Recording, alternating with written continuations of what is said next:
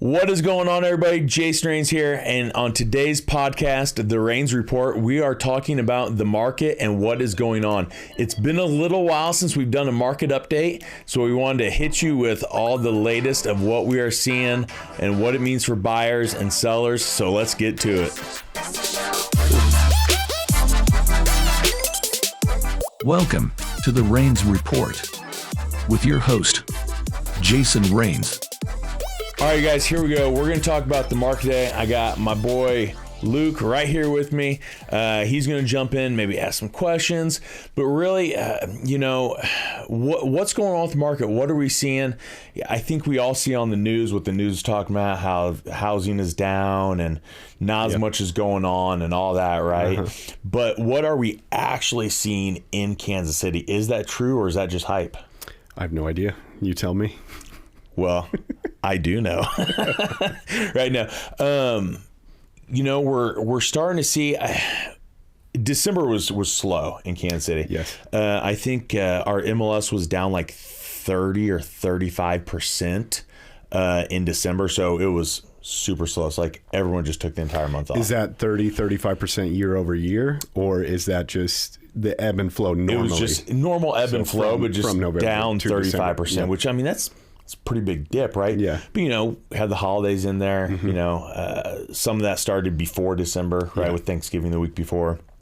And we typically see it down in December with Christmas, and it's cold, and people don't want to get out, and people don't want other people in their house, and they got all their decorations up, and family in town, and visitors. And so all that's pretty normal. 35% though is a little more than it normally is. But we're starting to see a pretty good rebound from that just in the first couple weeks of 2023. So I think that part of that is, we've talked a lot about interest rates, and you've heard a lot about interest rates lately, and they were up to, 6.5, 7s, right in that area. But they're actually starting to creep down, but I don't feel like anyone's talking about them coming down. I haven't heard anything. So I talked to a lender this morning. She said she quoted somebody at like 5.75 yesterday. Oh, wow.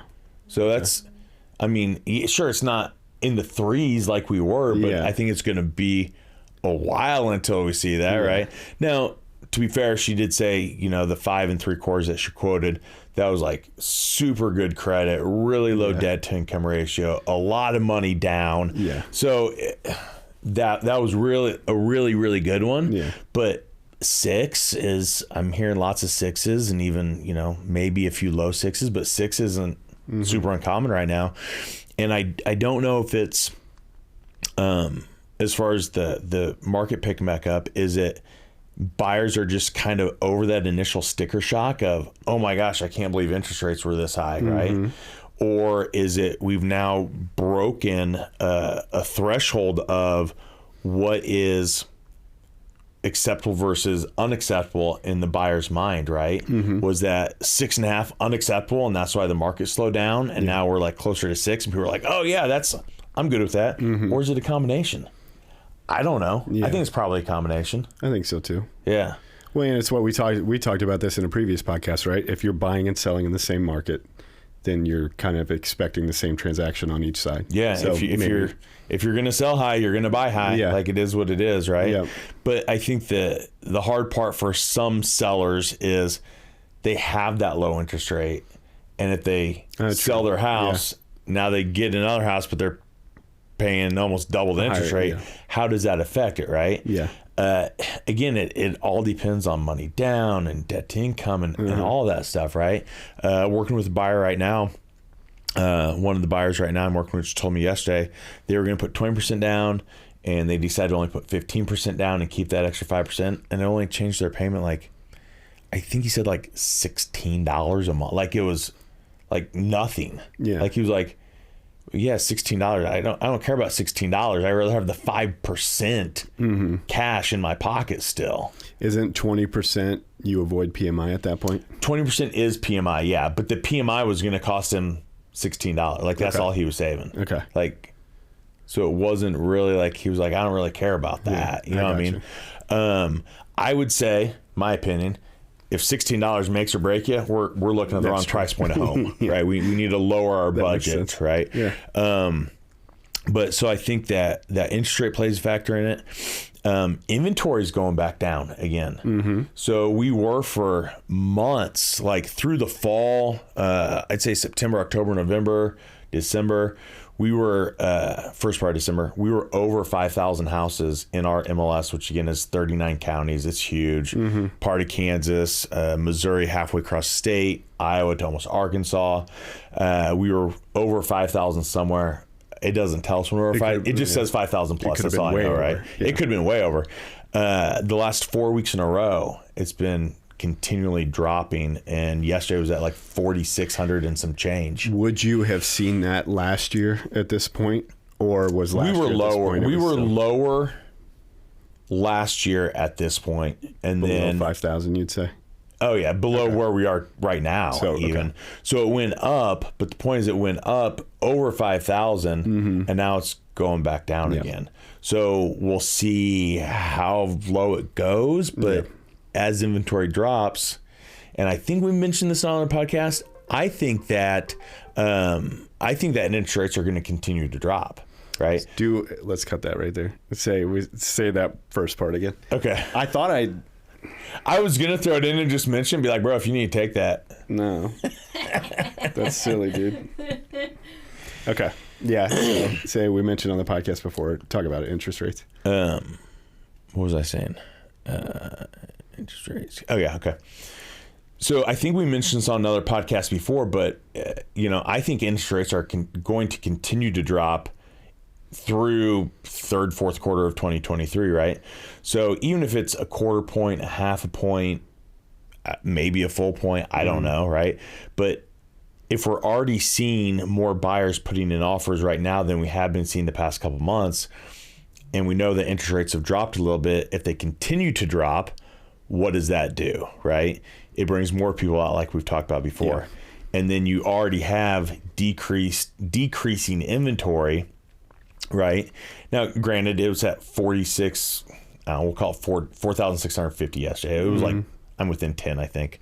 So if it was there and that continues to drop too, and interest rates also continue to drop, what does that create?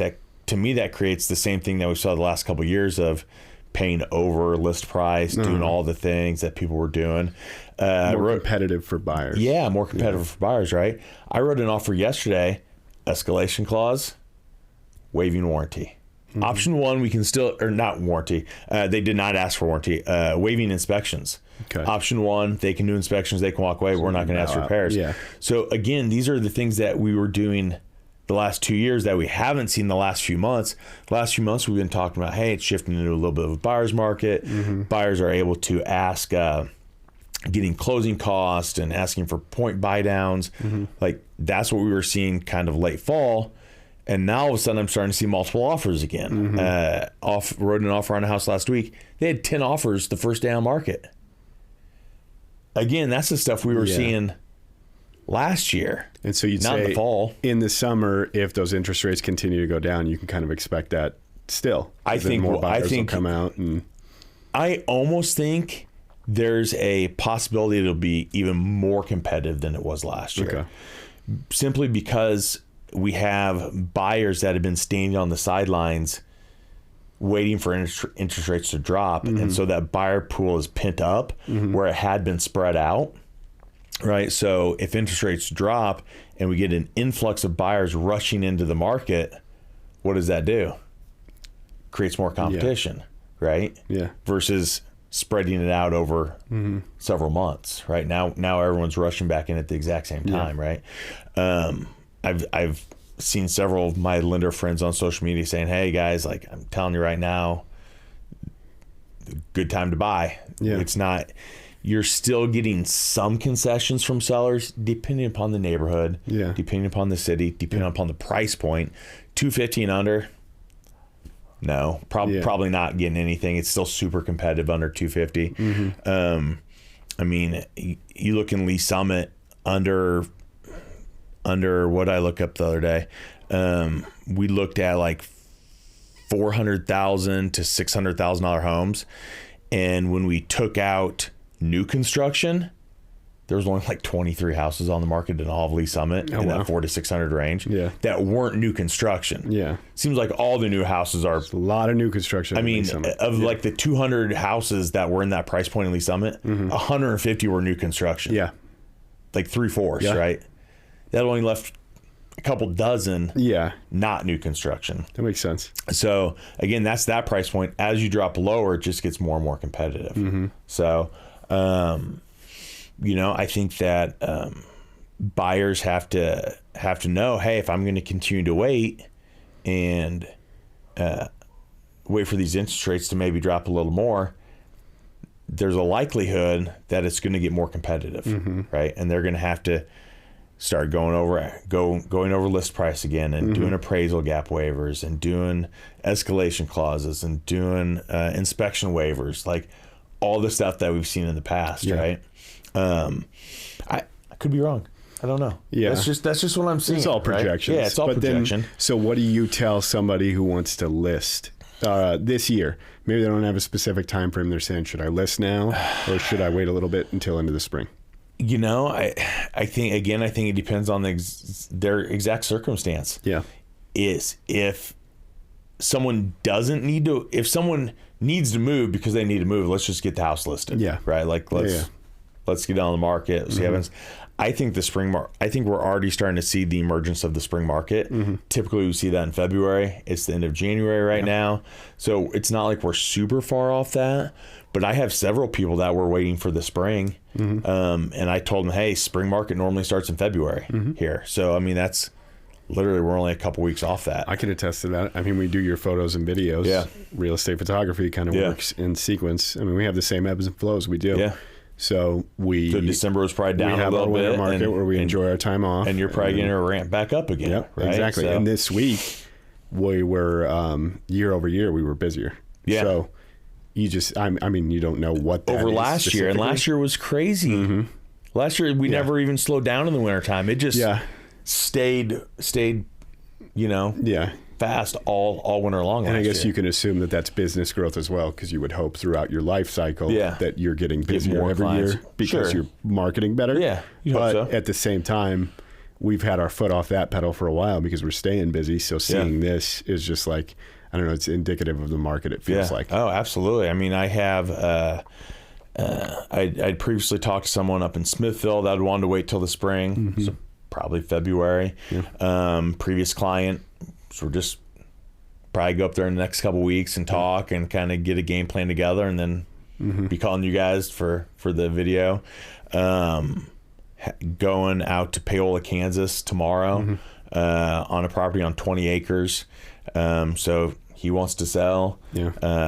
Lee Summit, going to talk to someone on Saturday. It was previously listed. I don't think there was really a problem with the price on that one. I think it was priced correctly. I think it was probably more of a marketing issue. Okay. So they stopped their listing with that agent, and they would like to talk to me now. So that makes sense. I'll be taking that one over, right? All right. We'll see you there. Yeah, right. Yeah, get you guys out there on that one. So it's just like you see that. I mean, there are people selling out there, but everyone's circumstance is different. One of the girls on my team, she's getting ready to list a house up north of the river, Staley High School, under $300,000. You know that's a super hot area, super hot school, super hot price point. There's like 2 houses right now under $300,000. 2 for Staley High School. Like it's crazy, right? There's one pending. It had multiple offers the first day on market, priced at $275. Like it's just what it is up there, right? So and that seller is going to go move in with his fiance in I don't know, Atlanta or something. They're going to say they're a little bit in the mood to Florida, so they don't really have to buy anything right now. Is that tough? I don't know. That's almost tougher if you expect the market to come back around and become that seller's market. Because right now, I guess you'd say for somebody that wants to move because they found a house they want to buy, that makes sense, right? Because you're going to buy a house in this market, which is probably easier to buy a house in than the summer market. You also sell yours. It's not necessarily guaranteed with multiple offers, but we can get it done. But that would be the tough one for me, is if somebody's saying, I want to sell now and then step away for a minute and then buy in later. It's like, ooh, I don't know. You just don't know. Yeah. Right. I mean, I had clients in Raytown that did that last in 2022. Yeah. They're living in an apartment right now. They're going to buy at some point. Yeah. It's a gamble. It's just a guessing game. Yeah. I mean, historically, home values only increase. I mean, year over year. It's been 15, 20% year over year, but even if it's 4 or 5%, it's still more than it was today. That's why a lot of people be like, the best time to buy a house was last month or whatever you say. The second best time is right now because values just keep going up, right? So I think from the seller side, so that's kind of advice to buyers. Sellers, there is limited or lower inventory than there has been, right? I think it all just comes down to all the marketing aspects and everything that a good realtor does versus just taking pictures and putting a sign in the yard and putting it on MLS, right? You have to do more than that. But we've done a whole thing on that. I think podcast 6 was how to use your listings to generate more business, right? Yeah. And yes, it does generate more business, but it also gets more exposure on the listing. So that's all those go hand in hand. Yeah. So, but yeah, I mean, a seller right now, if they've had the house a while, they're going to have lower interest and they're going to have higher interest if they go buy a house right now. Yeah. It just is what it is. I mean, that's the situation. And for some sellers that don't want to be in that situation, they won't sell. Or your credit's better than it was 6 years ago when you bought the house, and it might be the same. It could be, right? That's why I always say at least talk to a lender.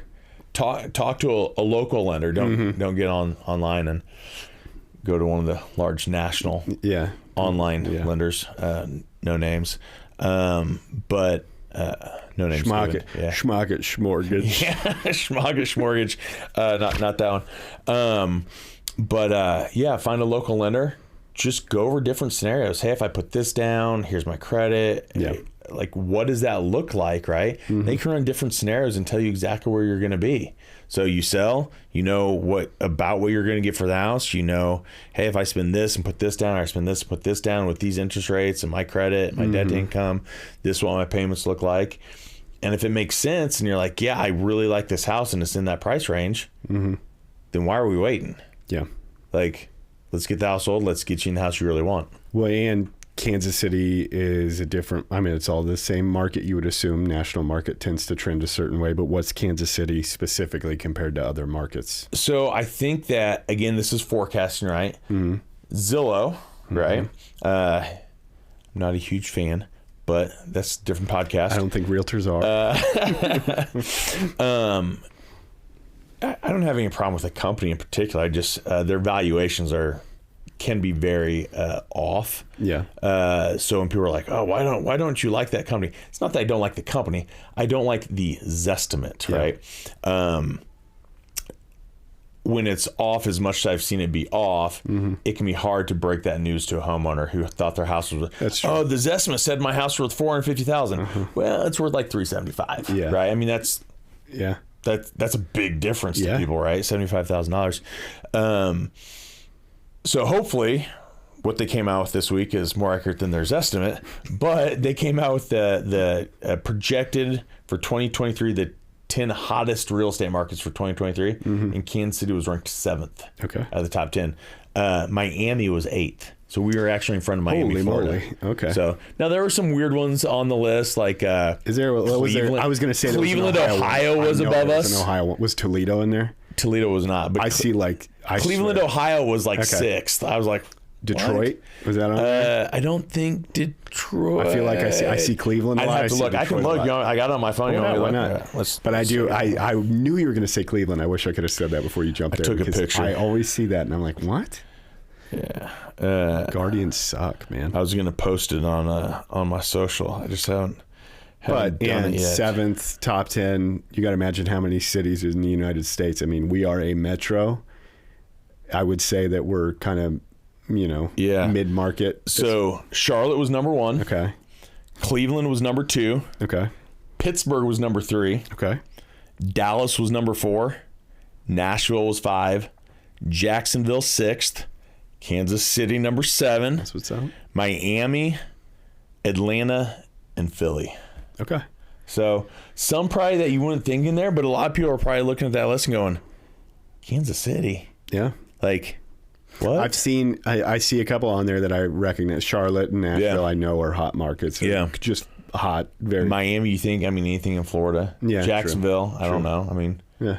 Got Trevor Lawrence's quarterback. No Patrick Mahomes, but you know. Miami would confuse me just because in my mind it's already like saturated. Yeah. It's not.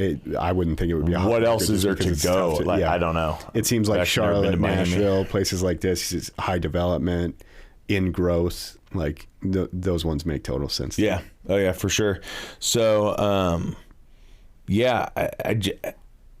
if that projection is correct, what does that do for buyers and sellers? Yeah.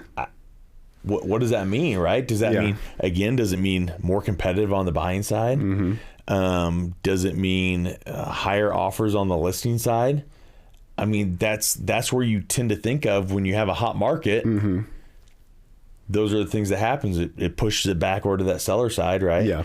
And actually, so I run numbers every Wednesday on the market for really the 5 main counties that make up Kansas City. We've covered them before, but it's Platte County, Missouri, Clay County, Missouri, Jackson County, Missouri, Cass County, Missouri, and Johnson County, Kansas. What's up? Not Johnson County, Missouri. Yep. Johnson County, Kansas, right? That's me.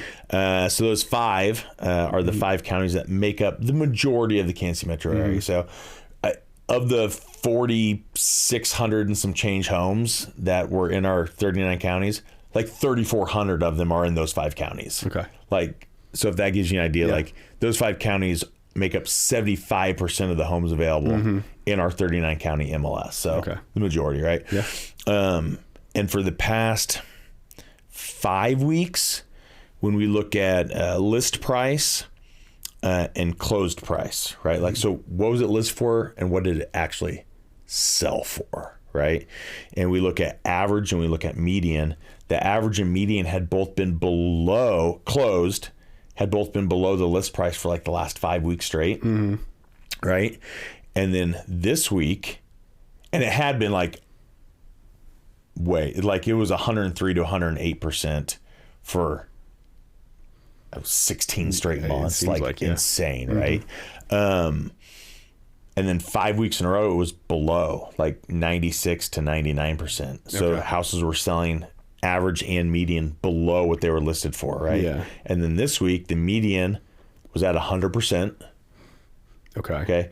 And these are houses that have closed the last 7 days, right? Yeah. Just the houses that have closed the last 7 days, which it was like 270 some houses, 274, I think, houses. Yeah.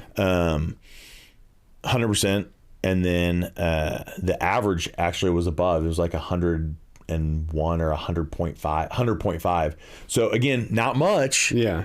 But it had been below for 5 weeks, and this week it crept back up to match. Yeah. And so it'll be interesting to see next week what that does. Does it go back down a little bit? Does it stay? Does it go even more? Like, the higher that number goes, the more of a seller's market it is, because houses are selling for more than their listed price. Okay.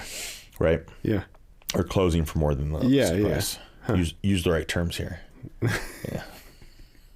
That's for you. Let's get technical. Right?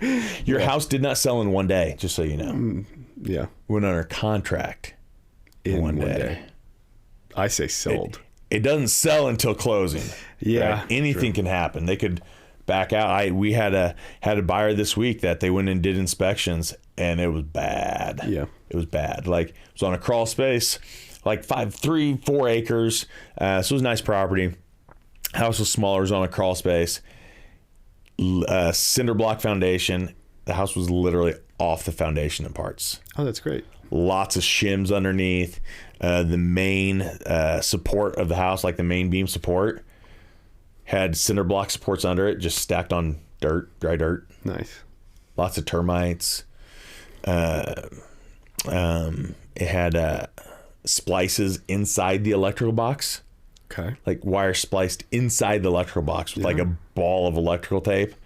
And and it had arced at some point because you could see burn marks down the side of the main panel. That's great. And like a little burn on the wood. I mean, not things you typically like to see. Well, I mean, in this instance, they canceled the contract, right? So did that house really sell in one day? No. No. It was under contract. It was under contract one day. Hey. And then when it came back on market, they dropped the price $20,000. Yeah. They have some issues. And they're clearly trying to just decrease the cost of the house.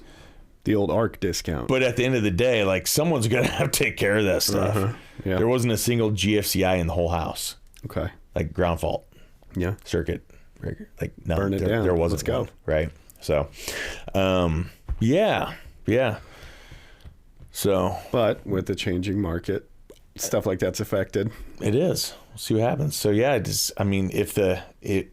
Zill's right and we are the 7th hottest market, I think you and I are both going to have a busy summer.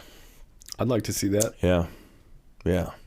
Well, it's a chance to help more people, right? That's true. So like people look at it as, oh my gosh, when the market's crazy, you guys make money, and I mean, we do make money, but I think that the money side is a byproduct of treating people correctly and helping them and focusing on the relationship. True. Right?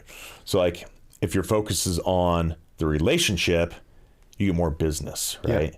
Yeah. And in turn, you do end up making more of an income, but it's because you treated people correctly. That's true. Right? So it's all about focusing on that versus, oh, hey, yeah, I think I can make an extra $1,000 on this deal. Like, who cares? Just take care of them and go on to the next. Yeah. So there's a balance. Yeah. You want the pedigree so people see that you're active, and then if you get those random calls from somebody who's not represented, yeah, that happens. Even though they say, everybody knows a realtor. Yeah. Sometimes people don't. I mean, I talked to a guy today. He actually came in. This was a buyer. Like, buyers, when you get online and you plug in your information, you're going to get contacted, right? Like, you put in your info, like, you're going to get called by somebody. I just want to get through that paywall. I just want to see that extra it is photo. You're gonna get called, right? Yep. Sometimes you're gonna get a lot of phone calls, right? So this guy was on a real estate agent website, and it wasn't mine. It was like realestate.com. I don't even know the name of the website. But he put his info in. That website sent his info to me: his name, his address, his approximate house value, his phone number, and his email. They didn't get this out of nowhere. Yeah. Like, they didn't just make up all this information. You have to input that in the contact. It was correct info. Yeah. Right? I call him. We'll say his name's Steve. It wasn't. I said, Steve? Yeah? Hey, this is Jason Rains over at Remax. Who? Jason Rains at Remax? Oh, okay. I said, hey, you were just online and putting some information about maybe selling your house. I never did that. Okay. I mean, they said you did. I never did that. Okay. Have a nice day. He had to have literally done that, right? Was it Roger? No. It sounds like a Roger. His name was Gary. Oh, not Steve, but yeah.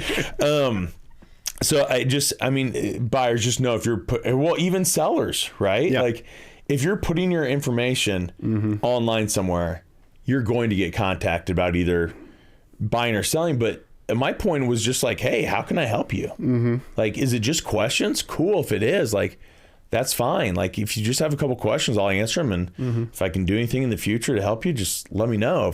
If you're ready right now, then cool. We'll go that route if we need to. If you're filling out a submission form online, you can expect some form of contact. Be it phone call, email. Or someone's not doing their job, I'll put it that way. There you go. Right? Yeah. Like, if 5 agents get that information and only one calls, the other 4 really aren't doing their job very well. That's true. Right? Yeah. I mean, just throwing that out there. I wouldn't make that phone call. Yeah. Well, yeah, we've talked about that before. So what I do, because he pretty much hung up on me, right? So I got on my phone and I recorded a 1-minute video. Right? And just said, Gary, hey, it's Jay Strains over at Remax. Hey, I'm really sorry if I caught you at a bad time. Sorry for the misunderstanding. Like, this company sent me all your contact information. I really just want to call and see if you had any questions, what I could do to help. If that's nothing, that's fine. I was like, so it was a north of the river house on the Missouri side. Yeah. I was like, I grew up north of the river. I lived there for a decade from 89 to 99, really longer if we're counting college, but I went to Oak Park High School because he didn't live far from there. Went to William Jewell College. Like, I'm familiar with the area. I'm still in Kansas City. You know where you live. I'm one of the top agents. Well, I do know where he lives because I have his address. I was like, I'm one of the top agents in Missouri for RE/MAX. I was like, if there's anything I can ever do, let me know, right? And so I have this video. I real quick download to my computer. Cut off the first, where you start and where you stop so you don't look like an idiot, right? Threw a little 3D text at the top that said, "Hey, Gary," right? Like, so I threw his name on there, right? I took that over to BombBomb, which is a video platform site, right? Yep. And couldn't text it to him because I had his home number. I don't have his cell phone number, so I got his home. So I tried to text. It was like, "This is a landline. You can't." It tells you that. Yeah. That's interesting. This other platform I use does. And so I send it to him in an email. Okay. Right, I literally just upload the video to an email. So he sees me, the preview, waving like this, and it says, "Hey, Gary," across the top of the screen. And the subject line of the video was, "Gary, I'm so sorry." Right? He opened the email. Like, it shows me he opened the email and watched the video, though. Yeah. I mean, when we look at it from that, and I'm sending video emails and the guy opens it, I mean, that's the point. He opened the video. Yeah. If he doesn't want to do anything in the future, he won't. But if he does... Do you think he's going to remember me? He probably didn't get any other videos. He probably will. Right? I mean, who knows? So I think buyers and sellers, like, pay attention to that sort of thing, right? Like, look for those agents, whether it's me or another agent, maybe another agent's doing it, right? Look for those things that from the very onset set agents apart from other agents, right? Are you just getting a phone call? Are you just getting a plain text message? Are you getting a video? Like, is it more personable? Like, what all is going on, and use that information too. I think that's a tip for buyers and sellers, right? Yeah. So, and it doesn't need to be professionally done. I mean, I know we do professional video, right? Like, we're in a podcast studio right now, and when we're out shooting our on-site stuff, like, that stuff is professional. But if it's just a quick video, like, you can just take a selfie video and be like, "Hey, Luke, just want to say it was great talking to you today. Let me know if there's anything I can do to help." Like, my 2 listing appointments coming up tomorrow and Saturday. I'll probably shoot a quick video and send it to him ahead of time. "Hey, excited to meet you tomorrow. Excited to see your place. Like, just making sure we're still on for 3 p.m. Like, again, to me, if somebody sent me that, I would think that would go further than just a quick text message saying, "Hey, I'll be there at 3 o'clock tomorrow." I'm putting that whole video at the end of this podcast. Are you? If I send it to you? Still? I can send it to you. Send it to me. You didn't use his last name or his contact info, right? No, it just says, "Hey, Gary." I'm putting that whole thing at the end. All right. So if you're watching this on podcast or listening to it on podcast, sorry, just be isolated on Friday. I know you can listen to the audio. We'll upload the audio version, or even better, go check out the YouTube channel on Saturday, and this video will drop, and you can Saturday morning, and you can actually see the video clip I sent to Gary. For the realtors out there, just cut that, dub it, so when he says Gary, you say whoever you're trying to get out to. I mean, it'll be me. That'll be weird when you show up and it's not me, but I want to see this. They'll probably be pleasantly surprised if they don't see my mug showing up to their door. So, so that's kind of the market update. I know we kind of got off a little bit here and there, but I think overall it was great information for buyers and sellers. Yeah. So that's all we got for you guys this time. So make sure to download the podcast or subscribe. Subscribe would even be better, right? Subscribe to the podcast. It's on all the podcast platforms. Download it and listen later if you can't listen now. Let's get some ratings. Yeah. Can they leave a rating? I think so. That's what everybody always says when they talk about the podcast. Download, subscribe, and give us a rating. 5 stars. Give me a rating. Give me 5 stars on podcast, you guys. That'd be huge. I'll do it. I'll give you 5. Yeah. Oh, would you? I'll do that for you. Nice. Appreciate that. Yep. You're welcome. That's all I got for you guys. Until next time, have a great day.